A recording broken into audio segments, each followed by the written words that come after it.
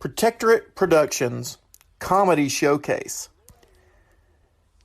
You will hear things from Classic Team Jadith Live, some new items, and I'm hoping to get some other podcasters on board by simply asking them if I could use some clips from their shows.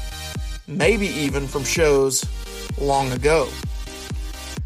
Well, jump into the adventure with me, because here we go. And now, some Protectorate Production Bloopers.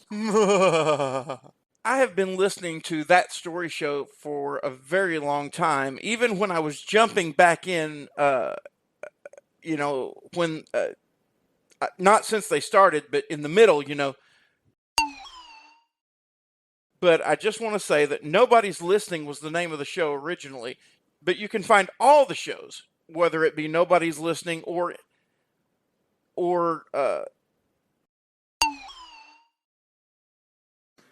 I have told you, I am a slime lord from the planet. Can't stand it. No, that's the galaxy.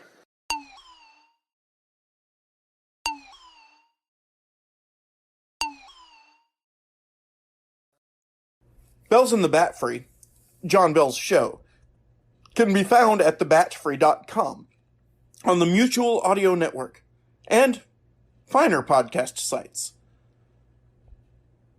In order to combat the growing grease-easy problem, a task force was formed, led by federal agent Lawrence Edward Ottness. His first job to gather together a group of men who were brave, resourceful, honest, and beyond reproach. He started his search at local police stations. Well, we're certainly proud to have you here at our police station, Mr. Ottness. Please, everyone calls me L.E., Captain, Yakamoto. Charm. And how would you like to begin? I'd like to see the men in action.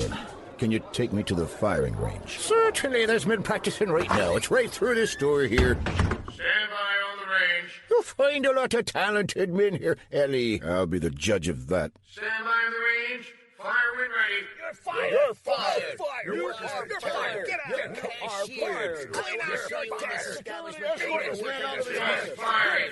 Cease firing. All officers report to the briefing room. I'm impressed. Let me go talk to the boys. All right, me lads, pipe down. Pipe down. Popeye, put that pipe down. There's no smoking in here. Blow me down. This gentleman wants to talk to you. Go right ahead, Ellie. As you may have heard, I'm L.E. Ottness, and I'm here to break up the greasies. Who here would like to be a part of my task force?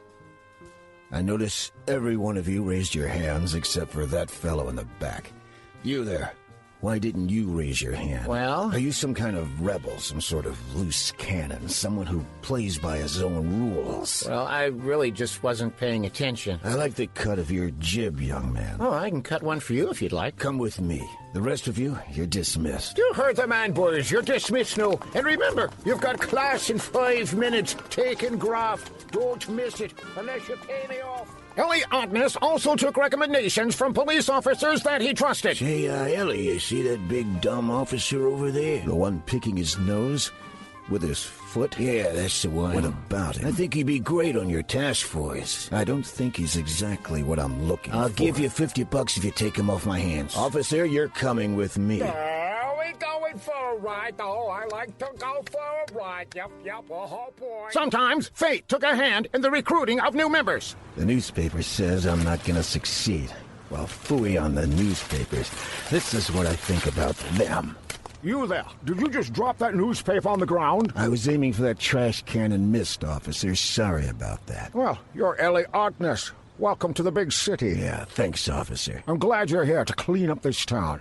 But I'm afraid you're under arrest for littering. Littering? Now, just a minute, officer. Cargo. Cargo. Let me put these cuffs on you here. Wow, you sure take the law seriously. It's how we do things around here. Someone throws a gum wrapper, you smack them with a newspaper.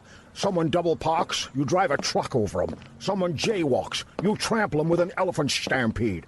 That's the Chicago way. You know, I could use a gritty old curmudgeon on my team. Besides yourself, I assume. Yeah, well, I'd be glad to join. Excellent. You, want to take these cuffs off me? Not until you're booked. Let's go. Now, wait a minute. I don't see why you have to... With the addition of Officer Cargo, the group was complete. L.E. Ottness gathered his team all together for the very first time. Youngblood, Rico, Cargo, Bumbles, Bob, Billy Bob, Bobby, Gummy, Lactose, Irving. Welcome aboard, each and every one of you. I've got a jib for you, cut by this officer here. You're welcome. And I'd like to welcome one and all with a hearty handshake. You first. Gee, Mr. Ottness, I'd like to, but I got this thing about, contact. If you don't mind, can we just kind of wave? All right, you then. No, that spreads germs. You? Oh, no, I get this thing against them touching. Certainly you. No, Mama, don't let me touch nobody, because I kind of tend to break fingers. Well, that's just great. And so began the law enforcement career of L.E. Ottness and the Don't Touchables.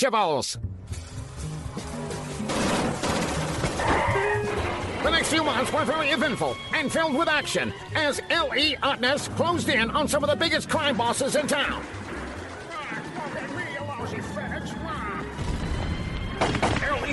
L.E., I've got some information. I'm a little busy right now. But this is important. I need to see these men brought to justice right now. No, you don't. They'll rerun this movie again tomorrow. All right, what have you got? We've got information on Mr. Big, the one we've been looking for weeks. We got an anonymous phone call. Here, let me play it back for you. Do you expect me to talk?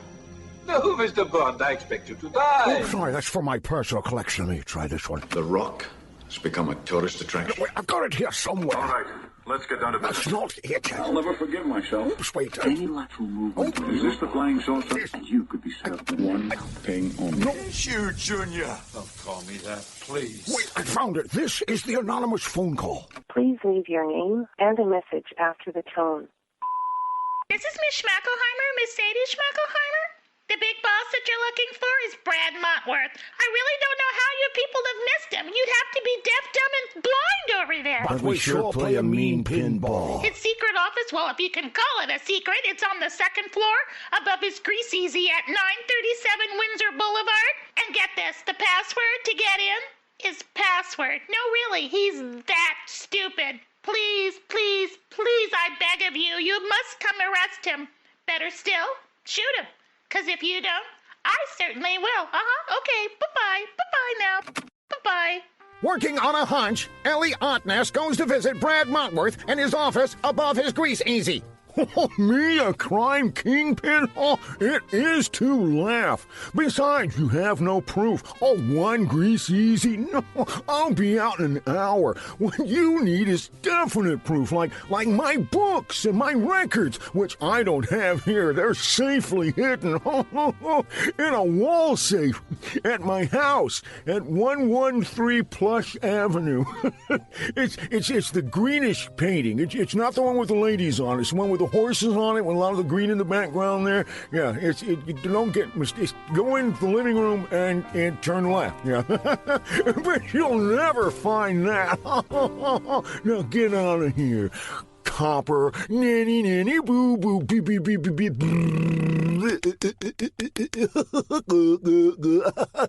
Go, leave. I've got crime kingpin work to do here. I didn't say that. Working on another hunch, Ellie Ottness acquires a search warrant to search Brad Montworth's home. Say, Ellie, if Montworth's got a wall safe, you know it's going to be top quality. How are you going to get into it? An old friend, Rico. A top safe cracker who I sent up the river a long time ago. He's paddled back now, and he's gone straight. His name is Fingers Malone. He told me that if I ever need his help, to give him a call. So open that window, will you? Hey, Fingers! What? I need your help! I'll be right there. Gentlemen, I'd like you to meet one of the greatest safe crackers in the world. Fingers Malone. Fingers Malone. Open the door, Rico. Fingers, are you out here? I'm down in the lobby. Why don't you come up? Because I'm in a wheelchair, you moron. You don't have an elevator. Oh, that's right. All right, boys, let's go down and get Fingers.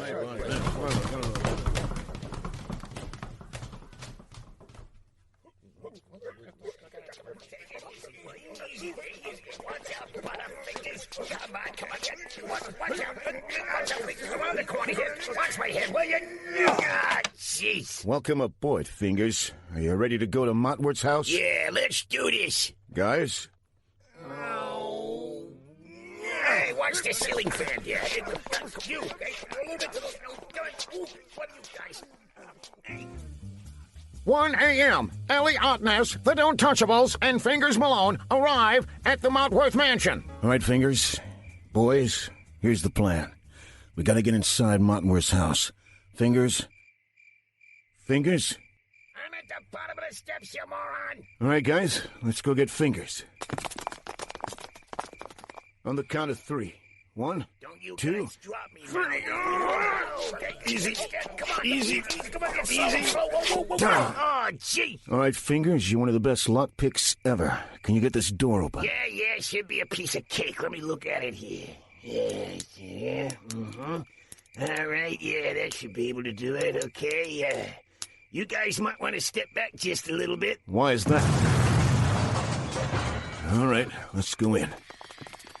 Fingers, you remember where the wall safe is? Yeah, but I can't control this stupid wheelchair. Hey! This is just dandy. Hey, how do you stop this crazy thing? Oh, great. Get him, boys. I'll get him. Just slippery down. Hand him off from the players. Look out for those invaluable objects to art.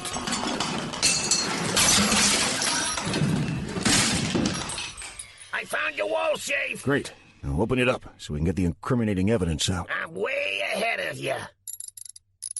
Fire him up!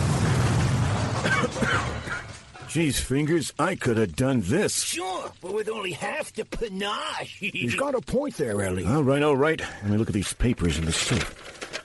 This is exactly what we need. It's got all his inventory here, and... oh, my gosh. He's going way beyond drinks. He's going way beyond burgers and fries. Look at this. Ding-dongs. Hostess cupcakes. Ho-hos. And Twinkies. We got him just in time. There's nothing that can stop us now. Attention in the house! This is the mob! We've got the house surrounded! Come up with your hands up! Looks like they've got us, boys. All right, mobsters, you'll never take us alive. Speak for yourself. Take this. All right, you were warned. Let them have it, man. Youngblood, Rico, Keiko, Bumbles, Bob, Bobby, Billy Bob, Gummy, Lactose, Irving. Let them know what we're made of. Water, mostly. A lot of carbon. There's trace minerals. No. I mean, we gotta shoot at them. Like that? I'd rather you shot at them, outside. Certainly is picky. Yeah, it's easier to see in here. Hey, what's going on here? This kind of battle is bad for business. Have you got a better idea? I certainly do. This bomb will wipe out all life forms in a 3-block radius. All I have to do is push the... This is the Guardian of the family-friendly rating. The ending of this particular scene has been changed. Thank you for your patience. This kind of battle is bad for business. Have you got a better idea? I certainly do. This is my peaculator. When I push this button, everybody will love everybody and stop fighting. What are we doing? Ceasefire, everybody. Brad, we're coming out. No need. We're coming in, buddy. Youngblood, Rico, Keiko, Buck, all the rest of you. Come on, let's go meet these guys. Hey, how you doing? I'm certainly glad to meet you. Meet your friend. Can someone give me a push? I love you, man. I love you. Come here, give me a hug. No hugs, no touching. We don't touch. Get away. This is a glorious day. Kumbaya, my lord. Kumbaya. Sing with me, guys. Kumbaya, my lord. Kumbaya. Kumbaya. Come on, group hug him. Those who can. Kumbaya, my lord. Kumbaya. That's my life. And so, with peace and happiness spread over the mob and the feds, the illegal distribution and selling of sugary, greasy goodies came to a halt.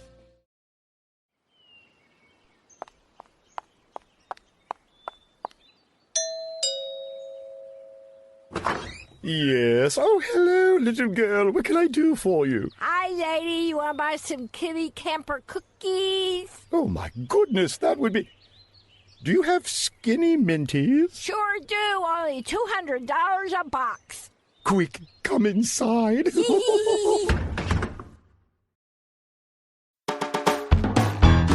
Hello, I'm James Kinnison, and I host a clean-cut comedy podcast called That Story Show, where we put your hilarious real-life stories and anecdotes in the spotlight. In other words, you send in your stories, and we share them with the world.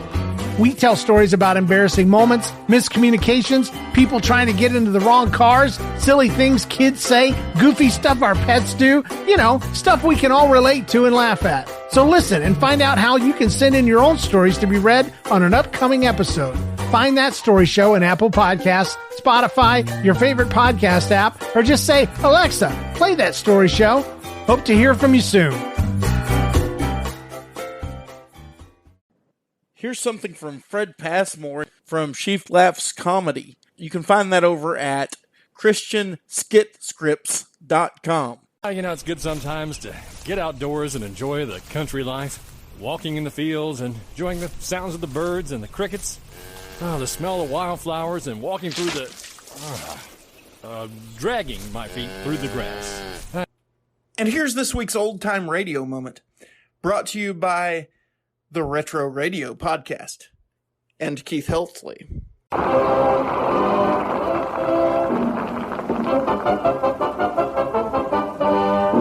Presenting the Whack of the Week. Once again, we come to that part of the program wherein Messrs. Abbott and Costello interview the mental giants of our time. Each week, we bring to our listeners a unique personality, someone whose creative ideas are richly deserving of public acclaim.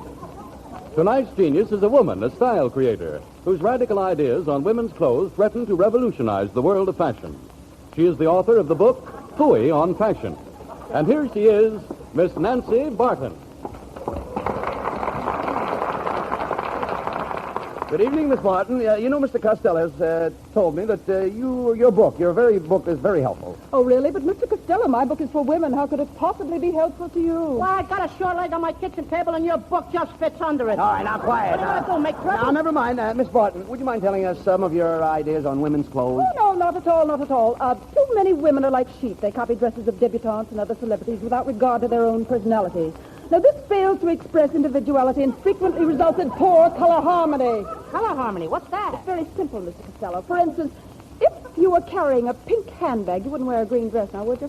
Oh, I wouldn't dare. Heaven forbid. What would the neighbors say? Why, I'd be the laughing stock of my sewing circle. Mr. Costello. You mean you belong to a sewing circle? Oh, yes. I just whipped up a swell dress for my wife. Costello, you made the dress yourself without having your wife with you? Yeah. How did you guess her size? Oh, I tried it on a beer barrel. Yes, I did. And then I took it home and I put it on my wife. Yes, and how did it look? It looked better on the beer barrel. Well, what kind of a dress was it? Was it satin? Satin? It looked like somebody slept in it. Well, from what you say, I take it Mrs. Costello is just a little overweight. A little overweight. Listen, when Abbott gets on a scale, it says 135. When I get on a scale, it says 189. When my wife gets on a scale, it says one at a time. One at a time.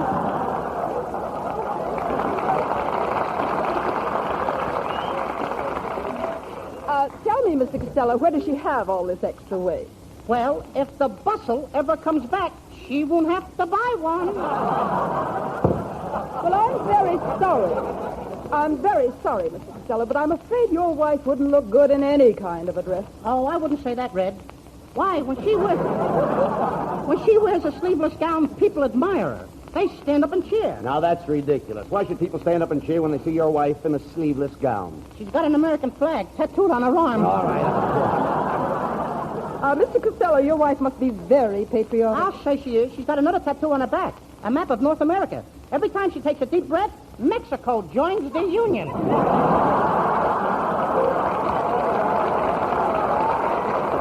doing good. Yeah, look, forget your wife. Miss Barton, I understand that you recently designed a sensational costume called Futuristic Fantasy, which is to be exhibited at the World's Fair. Am I right? Yes, you're quite right.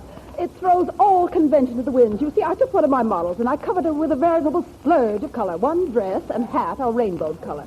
Now, one shoe is blue and the other is yellow. The left side of her hair is dyed green, while the right side is purple. It's remarkable. Have you ever seen anything like that, Costello? Not since I gave up drinking. Oh, no. It doesn't look as bad as it sounds. It's really a dream. A dream? Mm-hmm. Don't kid me, lady. That's a nightmare. In Technicolor. Now, furthermore, the hat is quite chic. It has 3 roses with a ribbon on the side. Could you think of anything more attractive? Yeah, 4 roses with a chaser on the side. That's even more attractive to men.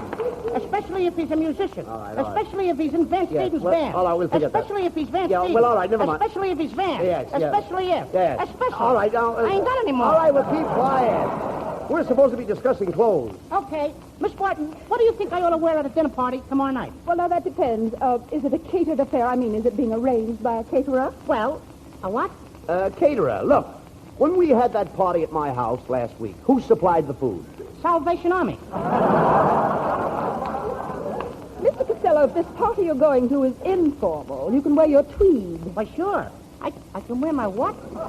Your tweed, Costello. Your tweed. I think you're tweed, too. No. Kiss me. Now, never mind that. Now, let's get back to Miss Barton. Oh, thank you. You know, Mr. Abbott, there are other things besides clothes that contribute to the charm of a woman. For instance, milady must be careful to choose a perfume in keeping with her personality.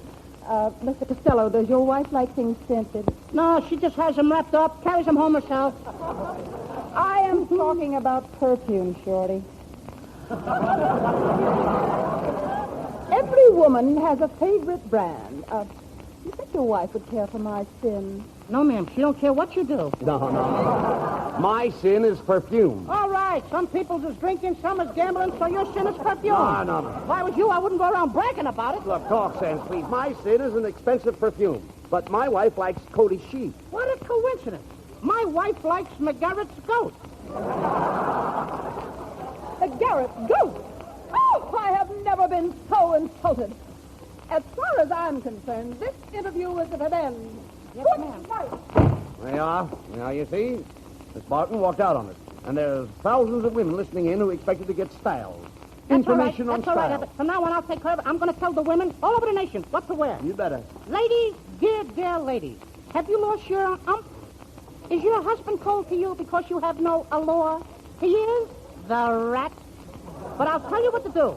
Go out and buy yourself a bleary bolero and a chick little hat trimmed with panting petunias and drooping daisies.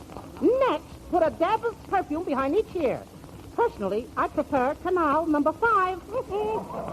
And after that, have your nails done over in the latest color, a gruesome green. Then when you're looking your best and you're just adorable and fascinating, send for me.